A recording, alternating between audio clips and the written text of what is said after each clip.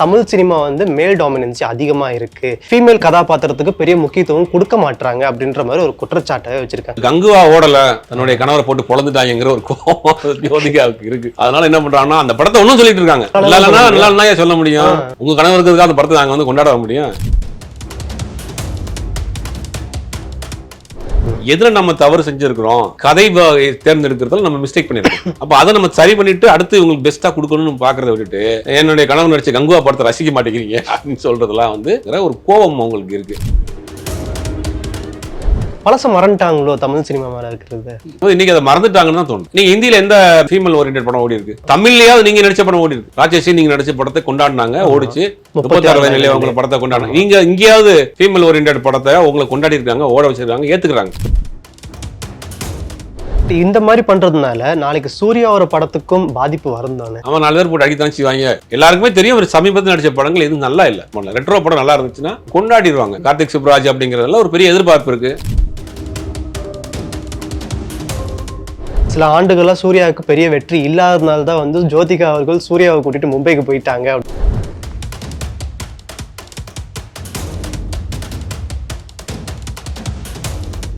Bharat Institute of Higher Education and Research. Accord voice நேயர்களுக்கு வணக்கம். நான் உங்க சுஷீந்திரன். இன்னைக்கு நம்ம கூட ஸ்பெஷல் கெஸ்ட் யார் இருக்காங்கன்னு பாத்தீங்கன்னா திரை விமர்சகர் திரு சுபைர் அவர்கள். வணக்கம் சார். வணக்கம். எப்படி இருக்கீங்க?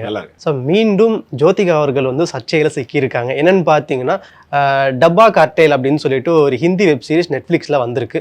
ஸோ அந்த வெப் சீரிஸுக்கு வந்து ஒரு ப்ரொமோஷனாக ஒரு இன்டர்வியூவில் உட்காந்து பேசியிருக்காங்க.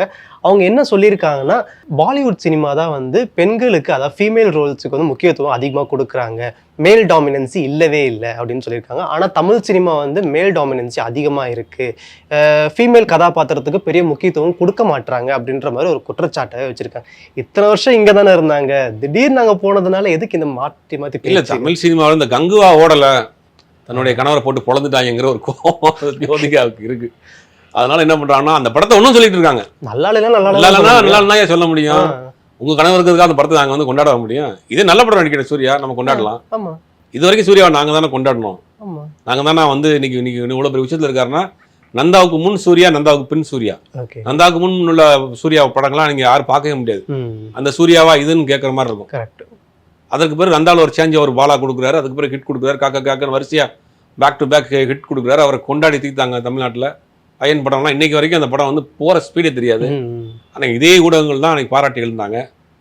சமீபத்தில் வந்த படங்கள் நீங்கள் கதை சரியாக செலக்ட் பண்ணல, உங்களுக்கு ஏற்ற படத்தில் நீங்கள் நடிக்கலை அப்படிங்கும் போது உங்கள் மேலே ஒரு விமர்சனங்கள் வைக்கிறப்ப நீங்கள் அதை கேட்டு திருத்திக்கிறணும்.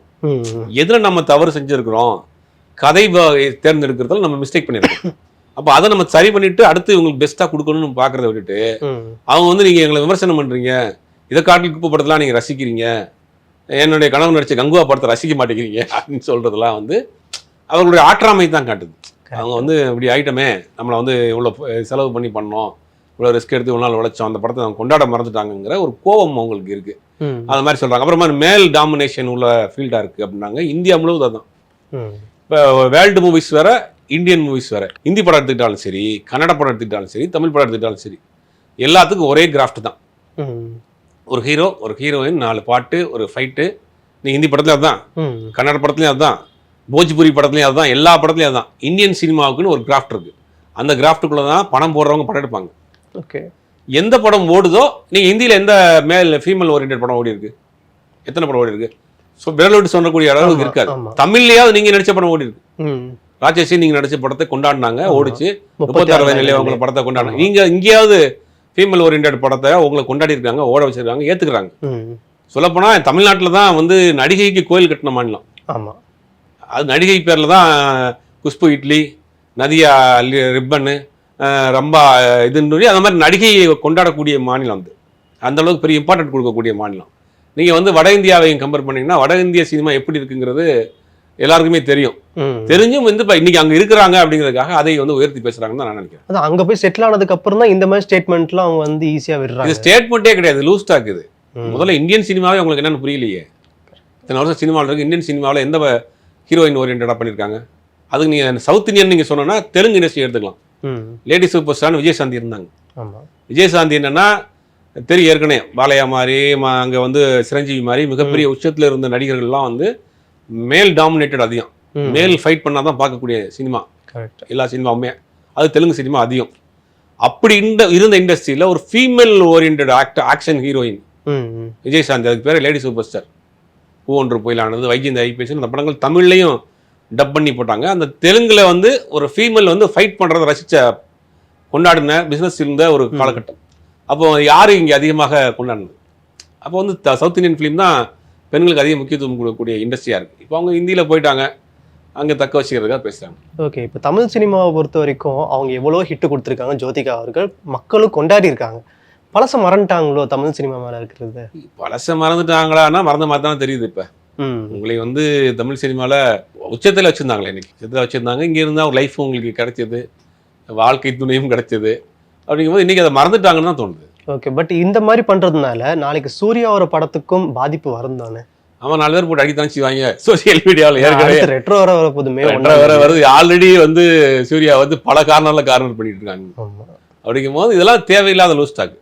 இதனால் அடுத்தடுத்த ப்ராஜெக்ட்ஸ்க்கு இடைஞ்சல் வரும். இனி அடுத்து ஏதாவது அவங்க ப்ரொமோஷனுக்கு வந்தாங்கன்னா அதுவும் சிக்கலாக மாறும். ஓகே, தவிர்க்க வேண்டிய விஷயம் தான் அது. உண்மையிலே சொல்ல போனால் சூர்யா படத்துக்கு மட்டும் எதுக்கு நிறைய விமர்சனம், நெகட்டிவ் விமர்சனம் வந்துகிட்டே இருக்கு? படம் நல்லா இல்லை, விமர்சனம் வருது. படம் நல்லா இருந்தால் மக்கள் கொண்டாட போறாங்க. சிம்பிள். இது யாரும் சூர்யாவை கார்னர் பண்ணிடலாம் பண்ணல. ரெட்ரோ படம் நல்லா இருந்துச்சுன்னா கொண்டாடிடுவாங்க. அடுத்து சூர்யானுடைய கேரியரே மாறிடும். அந்த படம் நல்லா எதிர்பார்ப்பு இருக்கு. ஓகே ஓகே, கார்த்திக் சுப்ராஜ் அப்படிங்கிறதுல ஒரு பெரிய எதிர்பார்ப்பு இருக்கு. அந்த படம் ஹிட் கொடுத்தாருன்னா அவரை கொண்டாட போறாங்க. சூர்யாவுக்கு மேலே தனிப்பட்ட யாருக்கும் வன்மம் கிடையாது. எல்லாருக்குமே தெரியும் ஒரு சமீபத்தில் நடித்த படங்கள் எதுவும் நல்லா இல்லை, சரியா போல, கதை சரியா செலக்ட் பண்ணல. அதனால அந்த படத்தை விமர்சனம் பண்ணா சூர்யா விமர்சனம் பண்றதா அர்த்தம்? படத்தை தான் விமர்சனம் பண்றோம். சூர்யாங்க நடிகரை விமர்சனம் பண்ணவே இல்லை. கங்குபாவை பொறுத்த வரைக்கும் நானே நிறைய இன்டர்வியூ சொல்லியிருக்கேன், படமும் சுமாரான படம், நல்லா இல்லை.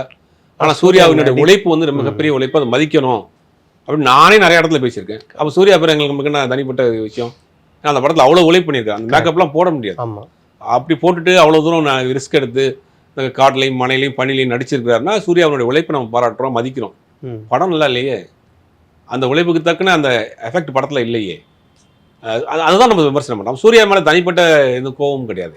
ஒருவேளை வந்து இப்போ சில ஆண்டுகளாக சூர்யாவுக்கு பெரிய வெற்றி இல்லாததுனால தான் வந்து ஜோதிகா அவர்கள் சூர்யாவை கூட்டிட்டு மும்பைக்கு போயிட்டாங்க அப்படின்ற மாதிரிலாம் ஒரு மீம்ஸ்லாம் பார்த்து. மும்பைக்கு போனதுக்கு பல காரணங்கள் இருக்கலாம். பட் அது நமக்கு பர்சனல், நமக்கு தேவையில்லை. எங்கே இருக்கணும் என்ன. இப்போ நிறைய பேர் வந்து வெளியிலிருந்து தான் படம் பண்ணுறாங்க. யுவன் சங்கர் ராஜா துபாயில் இருக்கிறாரு.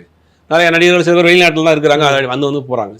சில பாடகர்கள்லாம் கூட வெளிநாட்டில் இருந்து ரெக்கார்ட் பண்ணி அனுப்புகிறாங்க. ஸ்ரீராம்லாம் பெரும்பாலும் அமெரிக்காவில் தான் இருக்கிறார். இங்கேருந்து இங்கேருந்து டியூன் போது அங்கேருந்து ரெக்கார்ட் பண்ணி அனுப்புகிறார். பட் அவங்களுடைய வசதிகளுக்காக, பிள்ளைகளுடைய படிப்புக்காக அவங்க மும்பையில் போய் இருக்கலாம். பட் அதை பற்றி பிரச்சனைலாம் ஒன்றும் கிடையாது.